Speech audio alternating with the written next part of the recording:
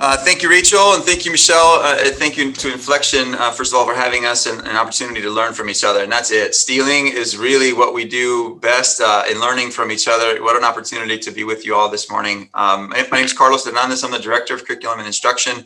I've been with Anaheim Union since 1989. Although that seems silly, I was a student here back in the day and transitioned to, college and back as a teacher in one of the junior highs, a math teacher and a Title I coordinator.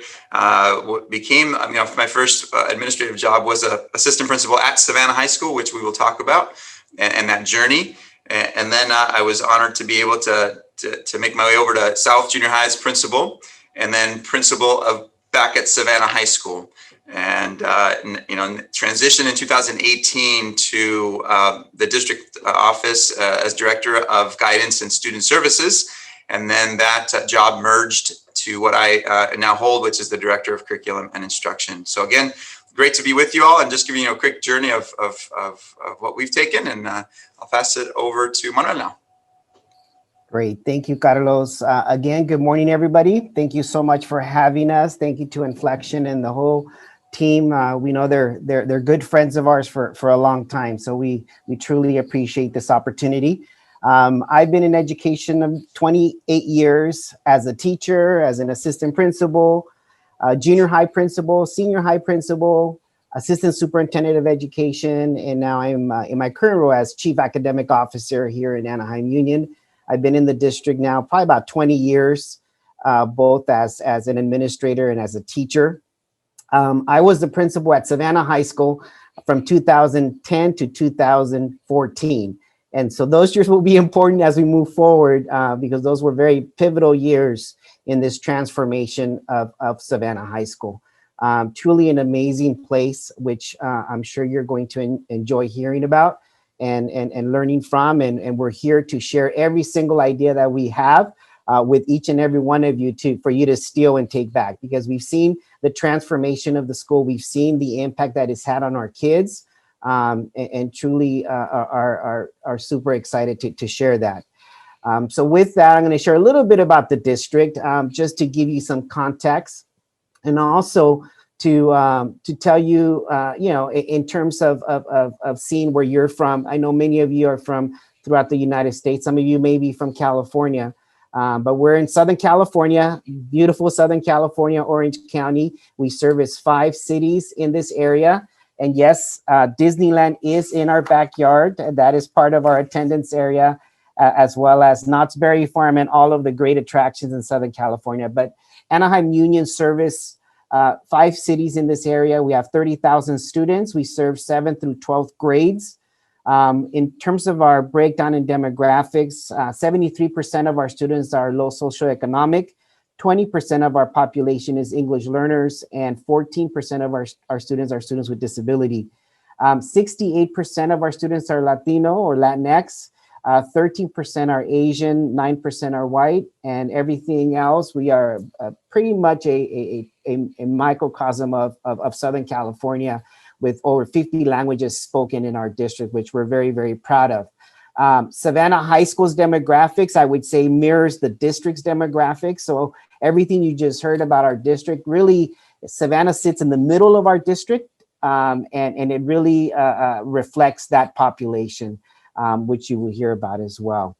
So with that, I'm going to turn it over to Carlos to kind of lay the foundation about how all this began and what was happening at Savannah High School prior to 2010.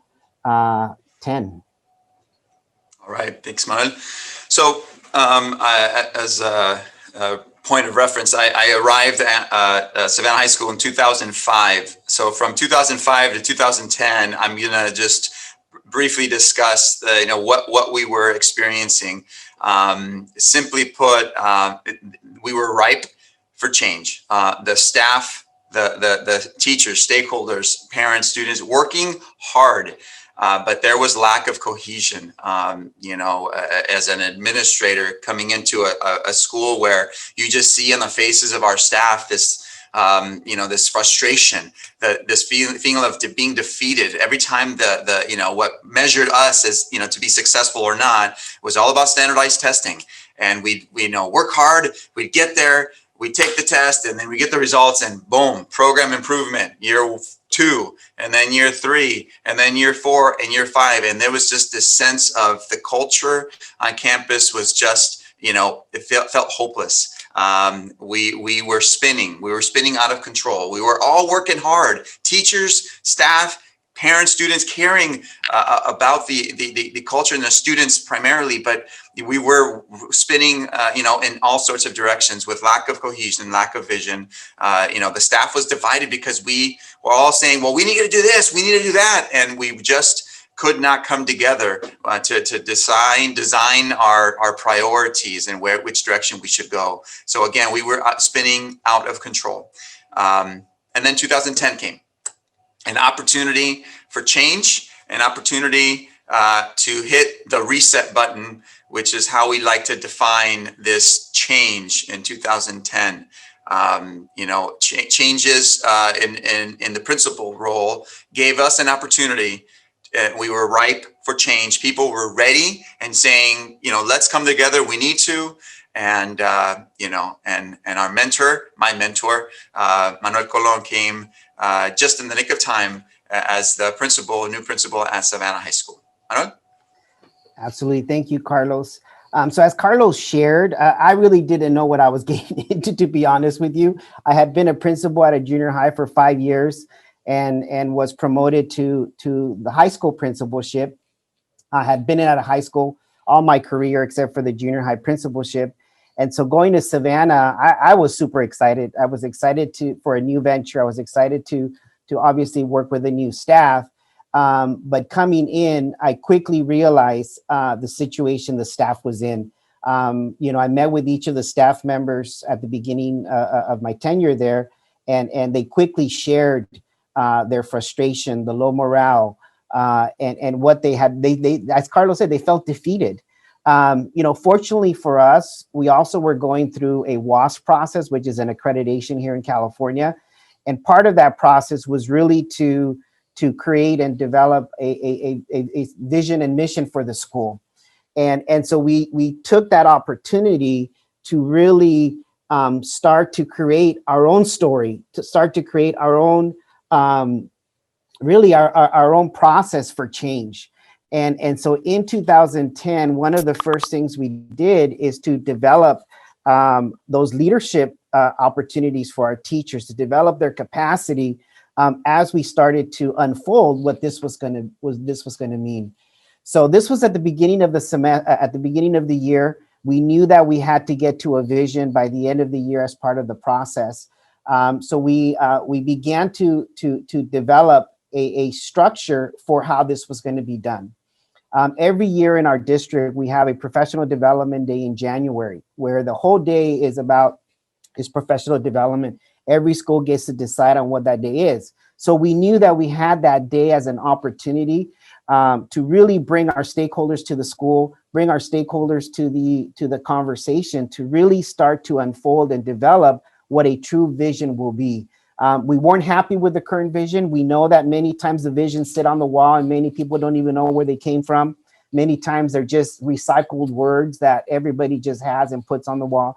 And so for us, we felt that because it was given an opportunity to really reset the school, that we needed to bring all of our stakeholders to the table to start to unfold what that could be.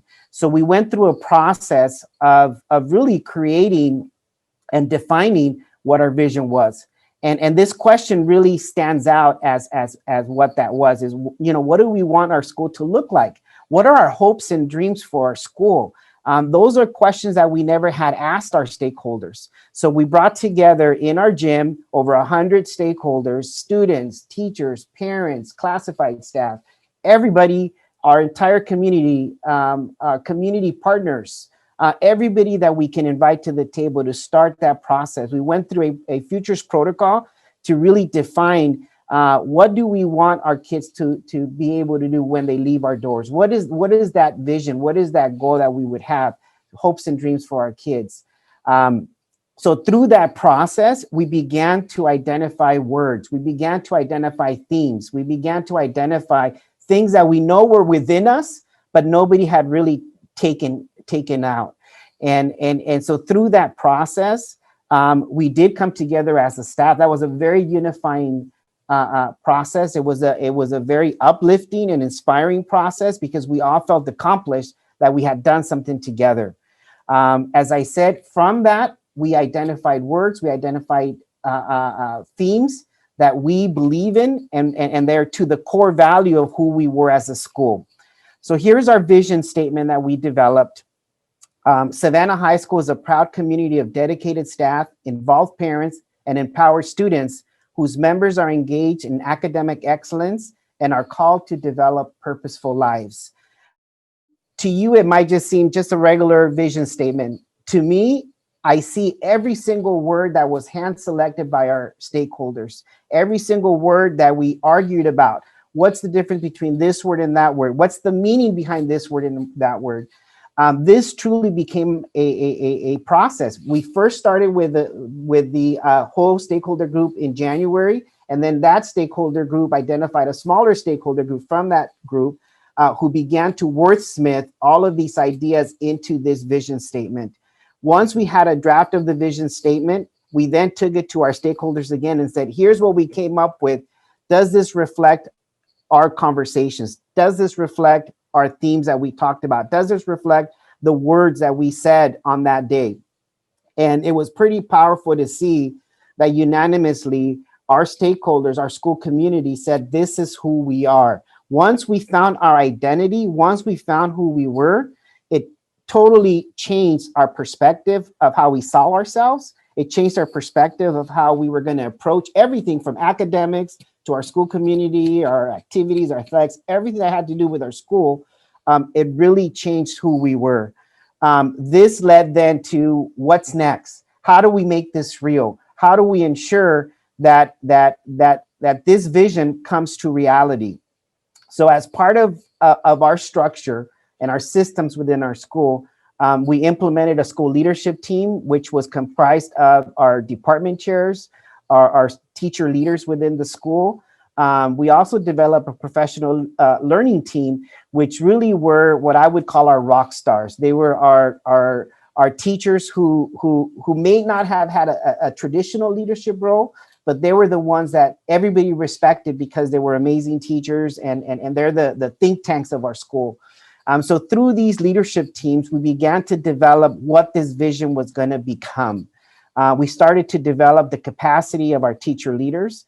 And as Carlos said, prior to 2010, there was a lot of fragmentation. There was no cohesion in the staff.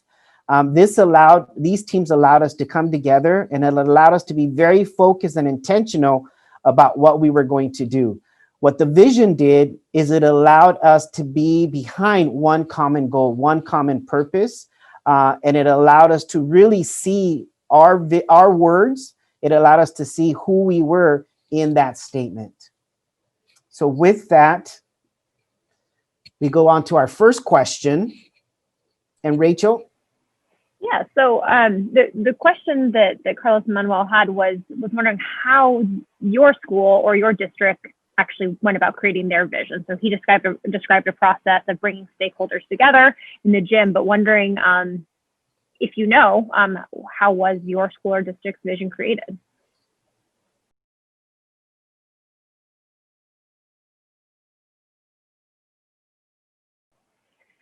Like a question for you, for either of you, Carlos or Manuel.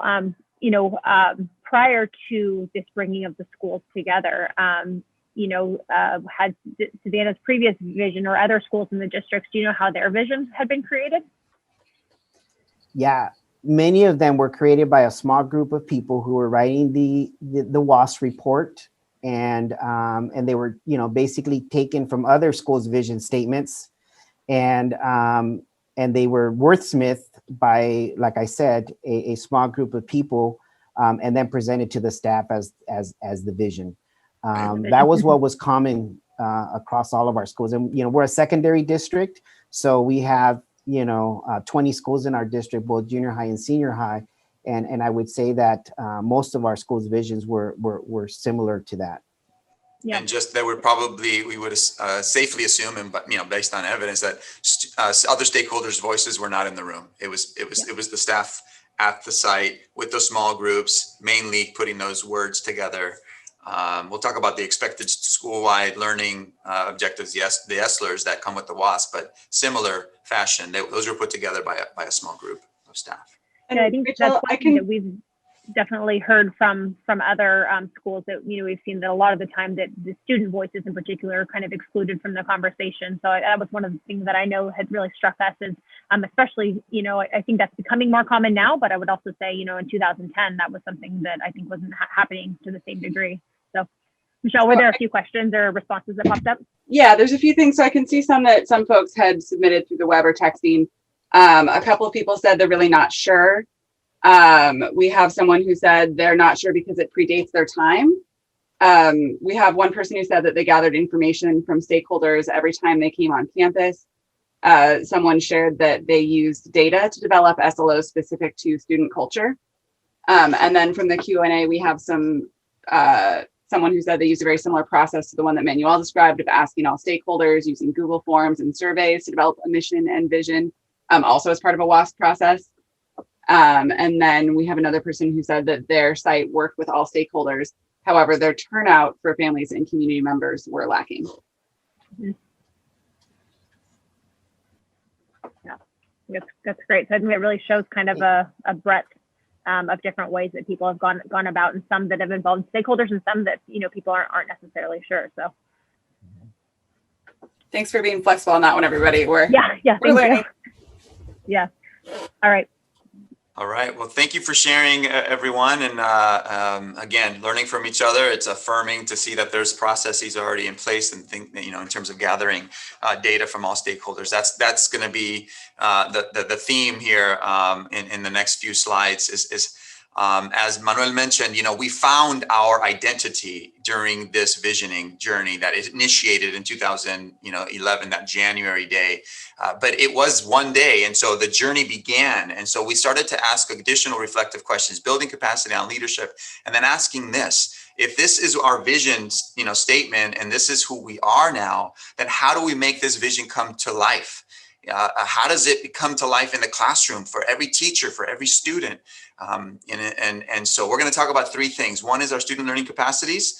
We're going to talk about the 5 C's as a district, but our student learning capacities, which basically replaced our expected school-wide learning results, and you'll talk about that. Our reflection process, how important that is, and I know that is part of this theme of the webinar. And finally, our capstone, which is what has put together the reflection, the student learning capacities, and growing as students and as stakeholders. So let's get into the first piece, which is our student learning capacities. As mentioned, there's words on a wall, stuck on a poster. We used to call that the mission or the vision. Same thing, our expected school-wide learning results. They're stuck on a wall. They were collecting dust, and we'd only talk about them when the WASP process was here to say, all right, guys, let's get ready because we got to do that. And so sticking people in the committee. What happened in January 2011 was it was real. This vision statement was real. They owned it. The stakeholders finally said that we're behind it. We are unified in our approach and to, you know, what is learning, what is happening on Savannah's campus. The question is, how are we going to bring this to life, and how are we going to hold each other accountable, you know, to ensuring that it comes to life in the classroom? So, you know, what skills? We asked this question: what skills are we guaranteeing that the students will leave Savannah High School with? If that is our vision, if that is the vision, then what skills do we need to prepare each and every one of our students in every period, in every classroom, no matter what content that classroom, you know, says on the schedule, right? So at Savannah High School, as we developed this journey of the vision coming to life, that same set of stakeholders came together to talk about what needs to be those skills that we guarantee is happening in every classroom in every period. And these words, again, were mulled over, pushed back, questioned. We pushed each other to ensure that those words were the right words and the right skills that really could become could become transferable, could be owned in an art class as much as a PE class, as much as a math class, because we asked those questions of our teachers and our stakeholders. these words here are our student learning capacities, which we'll get into in greater detail in the next slide. But critical thinkers and inquirers. I remember point blank how Manuel was critical in that word inquirer. He pushed back on us, and again, the teachers, vice versa. And we talked about that word, how important that word was, and what does it really mean? Is that what we mean? And can we hold each other accountable to that? And what does it look like to be a critical thinker and inquirer in the math class, in the English class, in the social studies class, in the art class? And so these details that you see here, that I know it's hard to see, we don't want you to have to read the small print there, but those words we had to define those student learning capacities, again, because this can't just be words on a wall. We needed to define them and ultimately ask the question, how will we measure, how to become a critical thinker in the math class, in the art class, in the PE class. And so as you go through the different capacities, you will see, again, a breadth on the slide here of what an effective communicator and collaborator looks like, it can be measured up to be. And again, this began the journey of effectively reflecting on our experiences in the math class, in the English class, through the lens of the student learning capacity. So no longer was it that I'm learning about the math standards alone, but through the math standards, how am I becoming, globally aware and culturally competent? How am I becoming a digital age learner? These skills came to life in the classroom through using the content, to frame the conversation. And so, and I know again, Manuel is passionate about this. So if I've missed anything, Manuel, please chime in. Go ahead. I think when you think about the student learning capacities, and I'll just restate them: critical thinker and inquirer, academically and personally accountable, communicator and collaborator, globally aware and culturally competent, digital age learner. Every single one of those words, as Carlos said, was handpicked as our student learning capacities. We believed as a staff that these are the words these are the skills that we can teach, we can work with our kids on, that we can ensure our community that by the time the students left our school doors, they would have these skills. And that's pretty powerful to say. And when you look at these learning capacities, I would say that these were done back in 2011, but they're very true today. And I can almost guarantee you that if we look at these learning capacities 20 years from now, they're still going to be very real. They transcend generations. And again, as a parent, I have 2 kids in college. If my kids have these skills, I know they're going to be successful. I know they're going to be successful in college. I know they're going to be successful in life. And so that's the idea, is that these are the skills that we as a community felt, these are the skills that our kids needed to be successful past our schools. This is the foundational skills that we can provide to our community for our kids to be successful. Amen.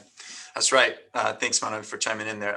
And so it's important to then take that next step in which was, so as we agreed, these are our learning capacities. These are our skills that we are guaranteeing the students will leave us with at the end of their journey at Savannah High School. So the question is, again, how does it come true and how does it become real in the classroom?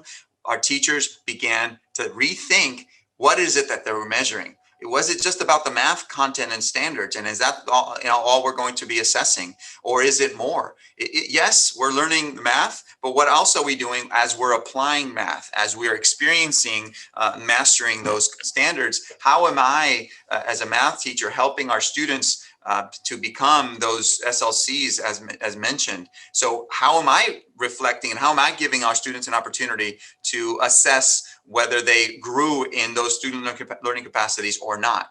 And so that question to rethink assessments was pivotal in the change. We'll talk about our teacher leaders. It was, I know teachers are in the room. Teachers, you guys made the shift and the ownership in developing, the ownership in those student learning capacities in your classroom. And that's what was special about reflecting. So again, John Dewey said it beautifully, and that's the next slide. And that gives us a reference for us to think about. That is, we do not learn from experience, but we learn from reflecting on experience. Manuel will talk about experiences district-wide, but at Savannah High School, it wasn't just about learning the standards. It was that experience that they had in each of those classes and outside of the classroom to then be able to reflect on those experiences, to then understand what I am strong on, what my strengths are in terms of my learning capacities, and where I need to grow in, and how have my experiences taught me to become a more effective digital agent or learner, or to become a more effective communicator. So reflecting on experiences is the key, not just having those experiences. If we don't reflect, we don't learn. And you might ask, well, how did you get teacher buy-in? The way that it happened is because the teachers took part in every step of the way. The teachers created that. This was teacher-led 100%. And when it's teacher-led, one, it's sustainable, and two, it's ownership. And so for them, they defined what each of these learning capacities were. That was the first thing when we first, we had the research behind developing why these learning capacities.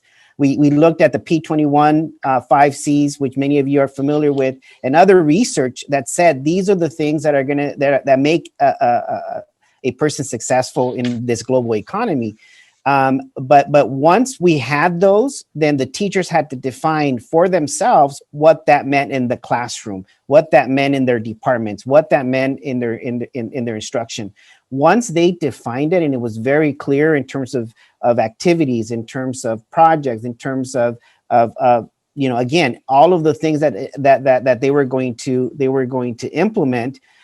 It was very clear now to the students that these are the things they were learning. Yes, they were learning math, but they were doing it, through the lens of the student learning capacities. It was that processing of learning that they got and understood that these are the skills that I'm learning as I'm learning math, as I'm learning history, as I'm learning and going through PE, whatever that subject matter is. But teacher ownership was key in the implementation. Perfect. All right. Time for a question. Rachel. All right. So we have one more question. We'll see if this one works. Hopefully it does. So the question is, what skills do you want your students to have when they graduate and transition to post-secondary? And that could be whether that is going to a 4-year, to a 2-year, to a getting a technical certificate, going to the military, whatever that is, or, going straight to a job. What do you want students to have and do?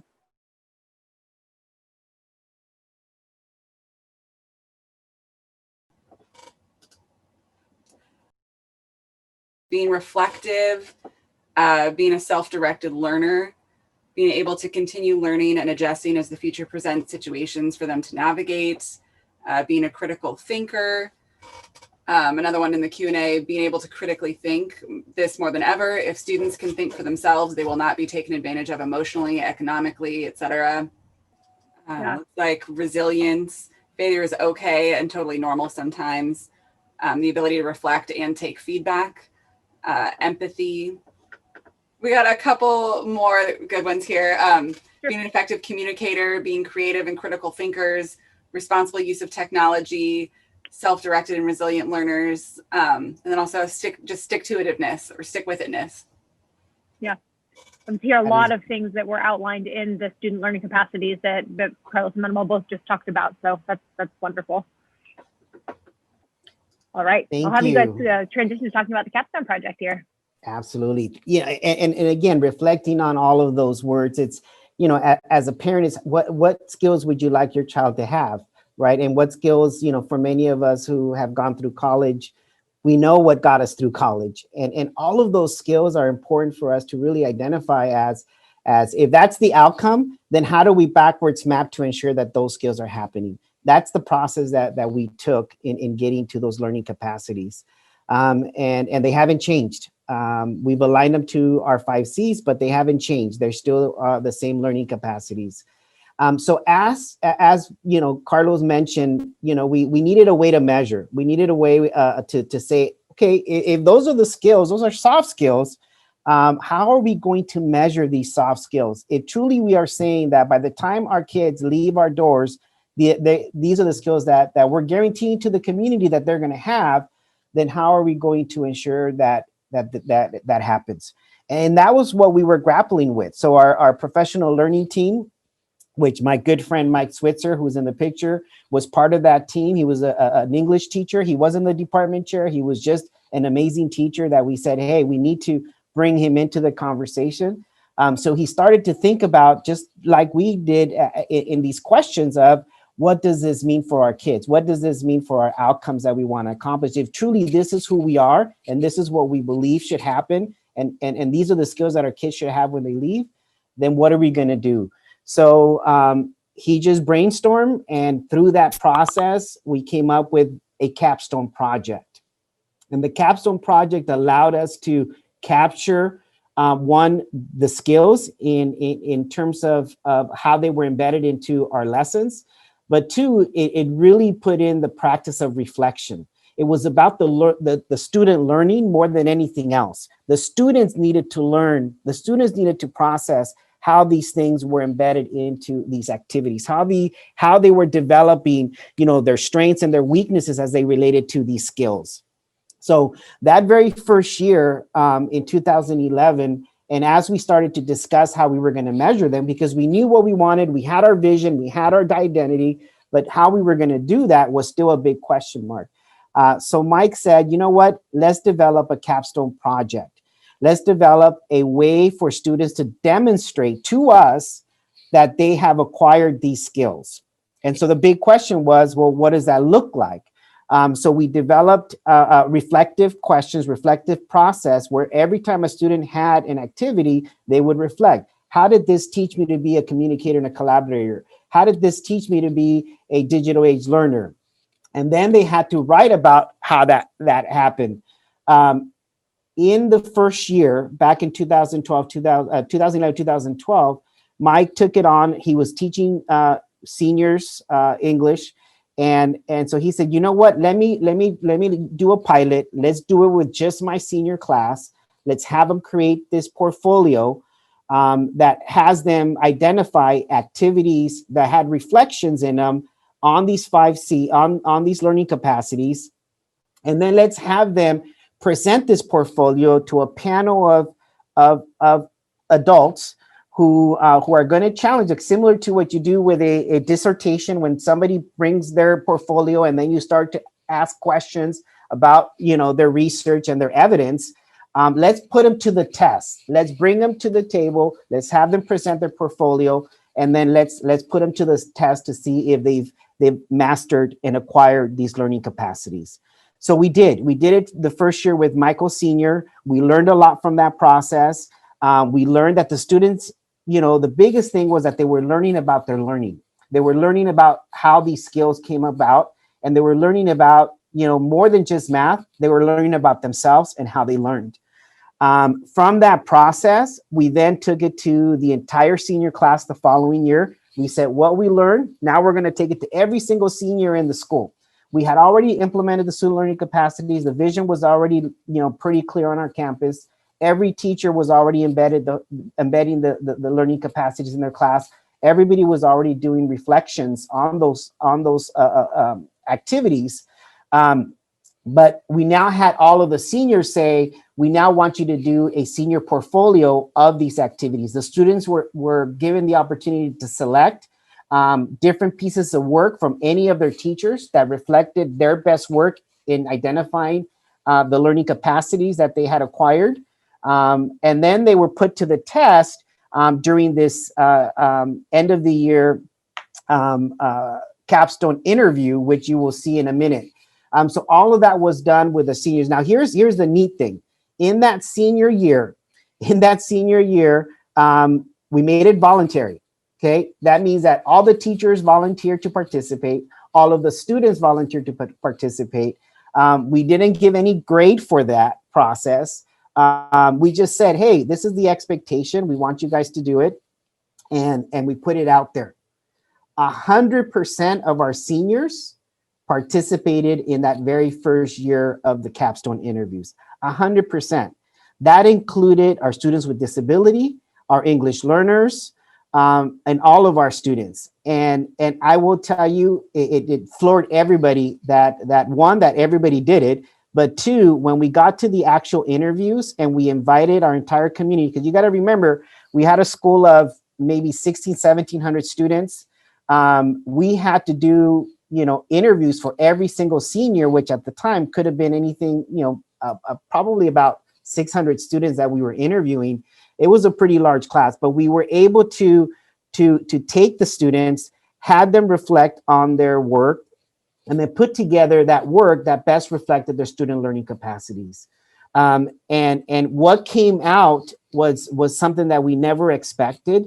The students articulating not only how they acquired these learning capacities, but they reflected on now what does it mean for them in the future? What does me being a communicator and a collaborator mean for me in the future? What does that mean in terms of not only the work that I'm going to do, but also how I'm going to move forward with my life?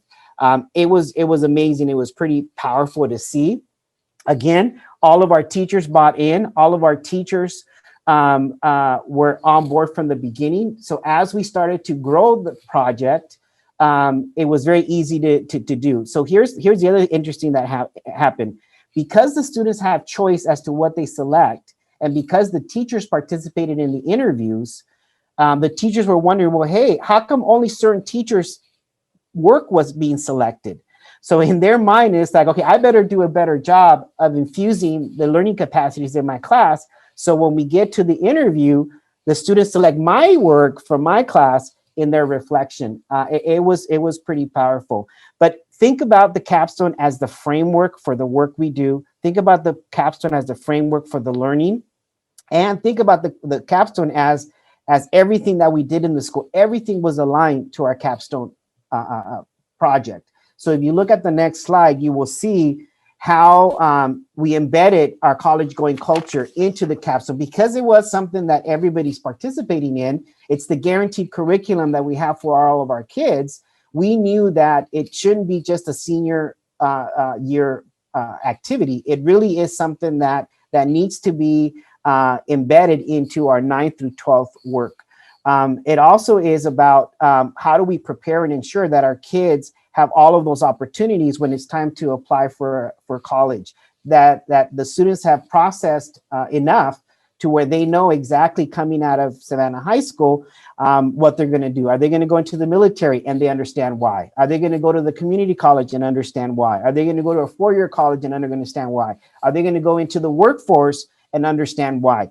That was the big question. And so for us, this became the framework for everything that we did. And so in the next slides, you will see the reflections that our kids did. And again, these are reflections that are in every single class after every single activity.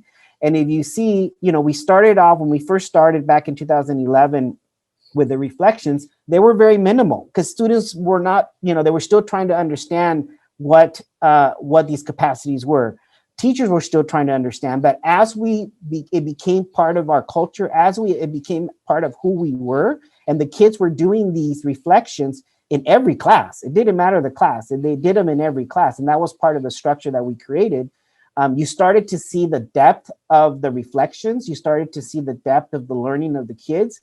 And if you see from the next slide, you will see that it was in every subject area. It didn't matter whether it was science, history, English, PE. The students adapted these reflections to fit the subject that they were learning. But the power of the reflection was huge. And right now, when we talk to our partners, our post-secondary partners, our students are getting into top colleges. And when we ask, what has made the difference? And one of the biggest things that they say is your kids think differently than other kids. They process differently. Their essays are different. It's how they're thinking that's made the difference in why our kids have gone into top universities, and they have retained in top universities because of these skills that they learned. And now from, the number of years that we've had, we know that this is the processing that has helped our kids be successful.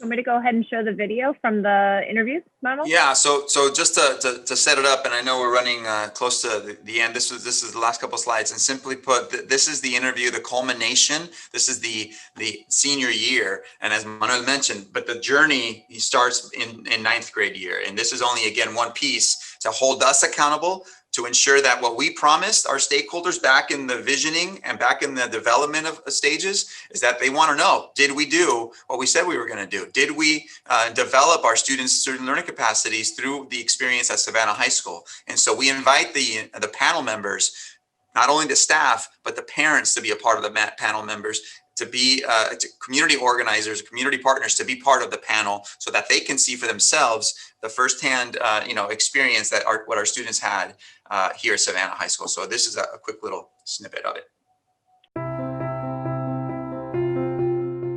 It was like, I know as a freshman, you're like, oh, it's just do this, do that, or just get your stuff done.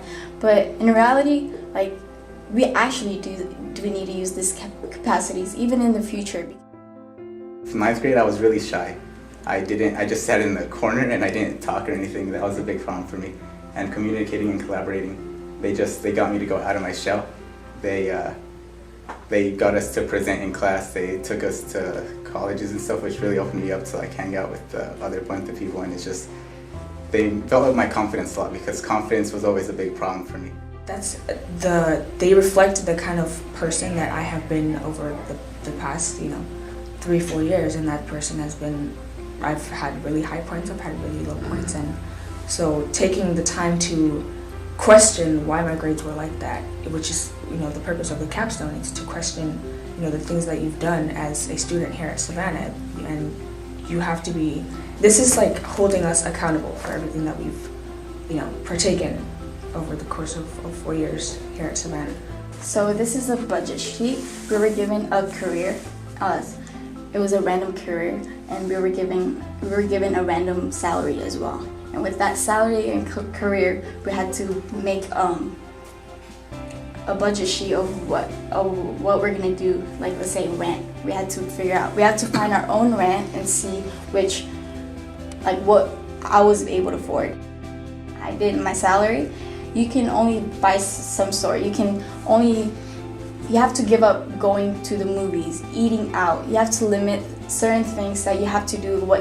Instead of buying what you want, you need to buy what you need. And that's what I've learned in this project, which was pretty big. And then they made us a meal, like a menu of what we were gonna do, or we're gonna eat every week, which was pretty cool. I'm like, here now, eating out 3-5 times a week, but having a certain salary, you can't do that. And that's what one of my favorite projects, because some of my classmates took it as, oh, okay, it's just a project, but in reality, it's coming up. Like, this is what we're gonna have to do in the future. The other one is global awareness. It's, in order to make an impact, you have to be aware of what needs to be done in the world. You can't just sit there and say, oh, I'm gonna do this. You have to think about what is wrong and what is the solution, and how is that solution going to impact the issue. Every once in a while, reflect. Okay, this is what's going on. This is what I need to. This is what I need to keep. This is what's good. This is what you need to change. And so the capstone it ties everything together.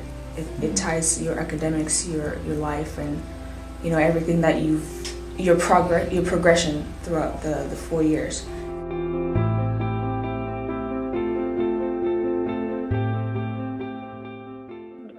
In the interest of time, I'm going to go ahead and skip this question just because we do have a few Q&As that are out there for the two of you. So if you want to quickly maybe talk about how you've scaled up the capstone project within the district, and then we can get to some of those questions.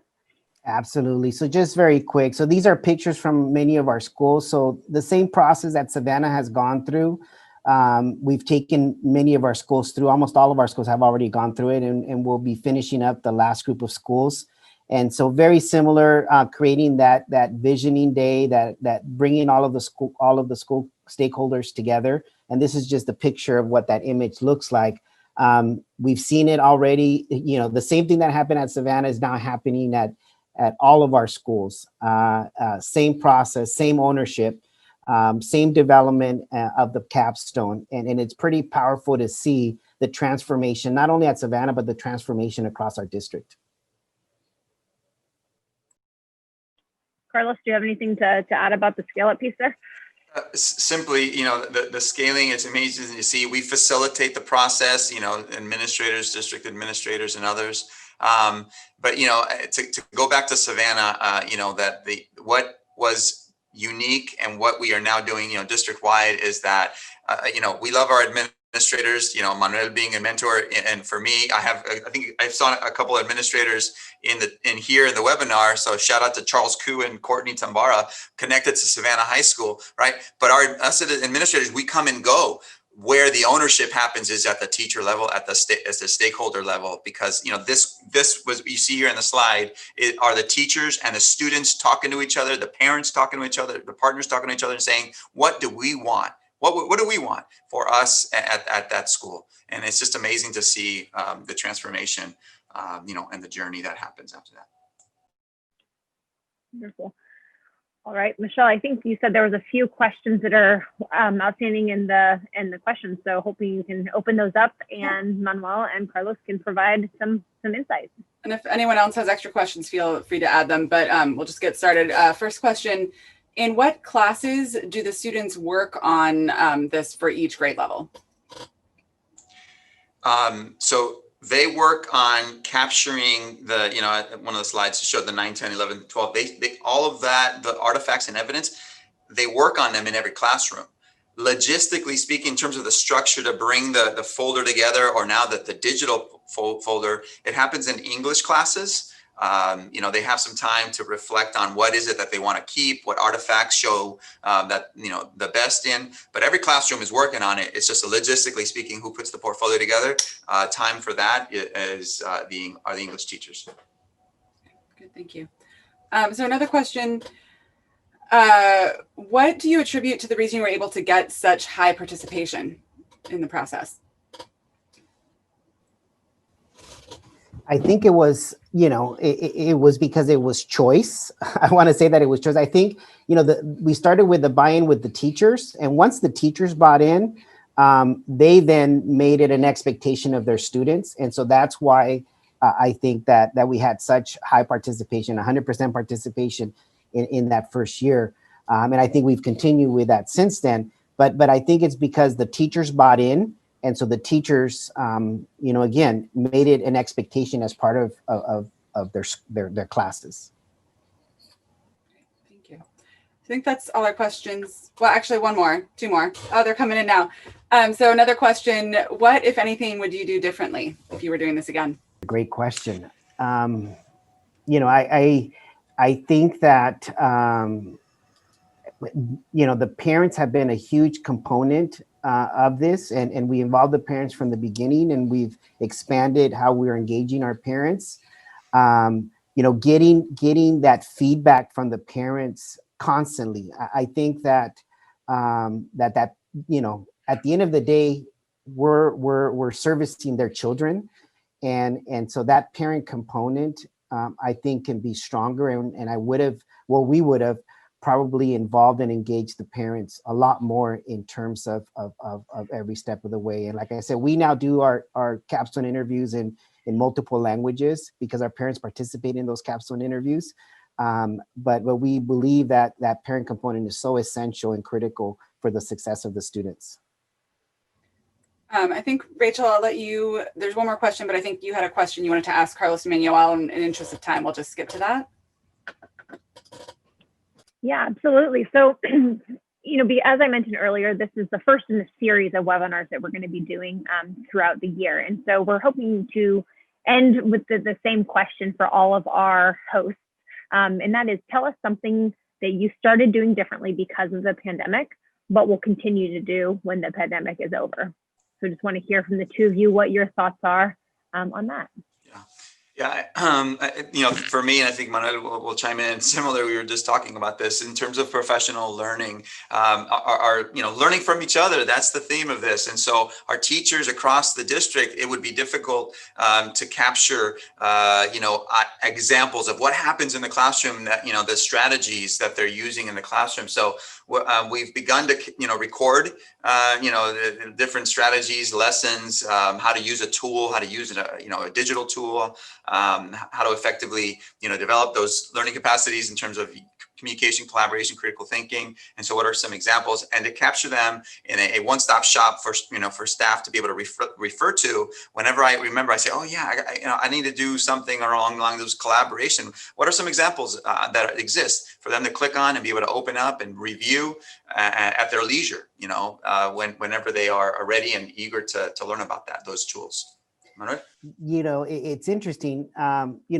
We have felt that we've been a very collaborative district, very collaborative culture, but we still were very siloed by schools. What the pandemic has done has really opened up the doors for our teachers. They are collaborating across our district. We have become one huge school. There's constant collaboration via, obviously, virtual. We had a professional learning day on October the 29th, where we asked teachers to come up with workshops. Over 100 workshops were delivered on that day, and teachers had an opportunity to sign up any workshop across the district, and to see those workshops again virtually was extremely powerful. We will continue to do that. We believe that there's power in that. We believe that there's power in creating professional learning communities virtually. And we're not gonna, we're gonna definitely keep that as we move forward. Wonderful, thank you for sharing. Michelle, is there any other questions that we have? I know we're kind of short on time here, so I'm not sure if there's any other questions we want to try to respond to, or. There is one more question if everybody has a couple minutes. I'll just toss this out. One person had asked, what independent measures are you using yearly to monitor progress? So what's working well, what's not working well, and how you adjust for change? Perfect. We can have, maybe if you guys don't mind speaking to that last question, and then we can call it a day. Yeah, I would say for us, in terms of, at the end of the day, when they leave us, are they ready, right? College and career ready, are they ready? And so looking at our post-secondary data, looking at persistence data at the university, and that is affirming with looking at data definitely shows that we're outperforming students when looking at, UC Irvine, one of our top universities and locally, their persistence rate is at 93% from AUHSD students compared to the general population at about 90 or 91%. So we're seeing persistence rate, which tells us that they are reflecting and they are learning to fail and reflect and get back up and to continue to push through. So that's one area. I don't know, Manuel, if you have anything else there. No, that's a perfect. It goes to the topic of the webinar, right? How do we help students prepare for life after high school through self-reflection? And I think that we're going to be judged by how our kids do after they leave us, and so I'll leave you with that. So thank you very much for having us. Thank you. Yep. Thank you. Thank you. We appreciate you both taking your morning this morning to jump on and share this. So thank you. And we hope to see you back on here for some of our future ones. I think our next one is on December 5th. Is that correct, Michelle? The 8th. Sorry, December 8th. December 8th. December 8th it's a Tuesday. A Tuesday. Okay, wonderful. All right, December 8th it is. All right, thank you, everybody. Appreciate you joining us today.